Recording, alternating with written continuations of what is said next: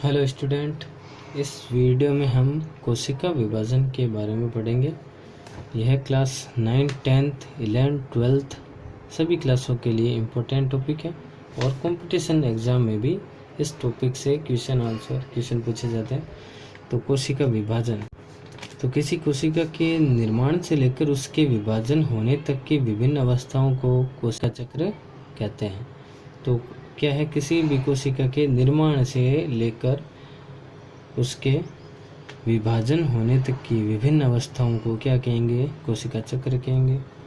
कोशिका चक्र इसमें दो है, अंतरावस्था, दो भाग होते हैं, और विभाजन प्रावस्था। अंतरावस्था और विभाजन प्रावस्था।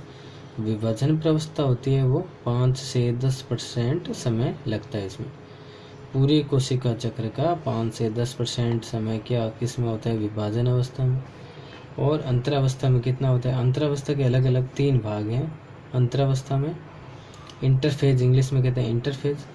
इसका पहला है भाग प्रथम वृद्धि काल, इसको कहते हैं G1, प्रथम, first growth period, G1, G first.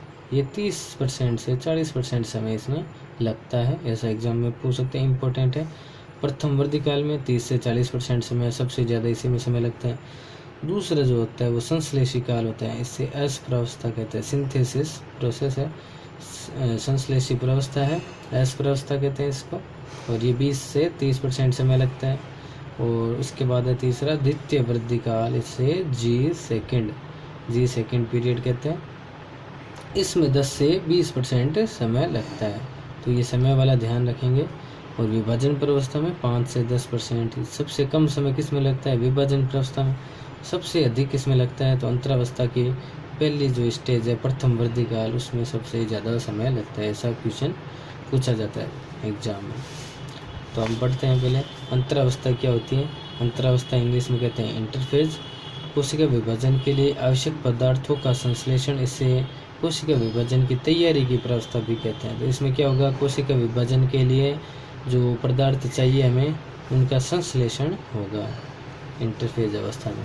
और इसे कोशिका विभाजन की तैयारी की प्रावस्था, तैयारी किस में होती है? इंटरफेज में तैयारी होती है, ये ध्यान रखेंगे। इसके अलग अलग 3 भाग हैं। प्रथम वृद्धि काल, इसे जीवन काल कहते हैं। इसमें क्या होता है? इंपॉर्टेंट है, स्टार लगा हुआ है। इंपॉर्टेंट यही है कि डीएनए संश्लेषण के लिए आवश्यक प्रोटीन व आरएनए का संश्लेषण। क्वेश्चन सीधे रहेगा, डीएनए संश्लेषण के लिए आवश्यक प्रोटीन व आरएनए का संश्लेषण किस में होता है? प्रथम वृद्धि काल में। जीवन अवस्था में क्या होगा? डीएनए संश्लेषण के लिए जो हमें प्रोटीन चाहिए, उस प्रोटीन व आरएनए का संश्लेषण होगा। दूसरे संश्लेषी काल, संश्लेषी काल या एस काल कहते हैं। इसमें डीएनए का संश्लेषण होगा। एस सिंथेसिस, संश्लेषण यानी डीएनए का संश्लेषण, ये ध्यान रखना।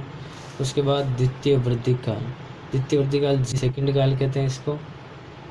इसमें क्या होगा? प्रोटीन का संश्लेषण कोशिका के लिए आवश्यक है। जो प्रोटीन का संश्लेषण किस में होगा? एग्जाम में पूछेंगे, तो द्वितीय वृद्धि काल या जी सेकंड काल में। ध्यान रखेंगे, जी सेकंड काल में, द्वितीय वृद्धि काल में क्या होगा? प्रोटीन का संश्लेषण। डीएनए संश्लेषण प्रथम वृद्धि काल। प्रथम वृद्धि काल डीएनए संश्लेषण के लिए आवश्यक प्रोटीन व आरएनए का संश्लेषण, तो प्रथम वृद्धि काल। डीएनए का संश्लेषण संश्लेषी काल में, और द्वितीय वृद्धि काल में प्रोटीन का संश्लेषण होगा। नेक्स्ट इसके बाद है विभाजन प्रावस्था या एम फेज, इसे एम फेज कहते हैं।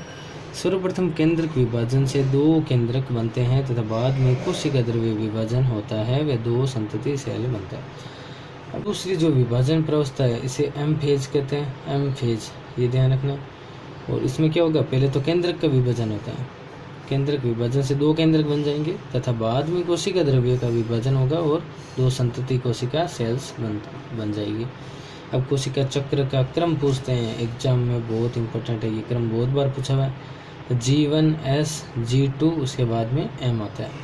ये G1, S, G2 ये तो हो गए अंतरावस्था के 3 स्टेज, और उसके बाद में विभाजन प्रावस्था की M हो गई।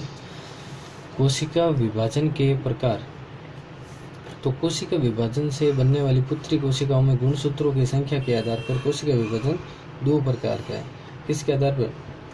बनने वाली पुत्री कोशिकाओं में गुणसूत्रों की संख्या के आधार पर कोशिका विभाजन 2 प्रकार का है। समसूत्री या सूत्री, ऐसे में तो गुणसूत्रों की संख्या संतति कोशिका में समान रहेगी, ये ध्यान रखेंगे।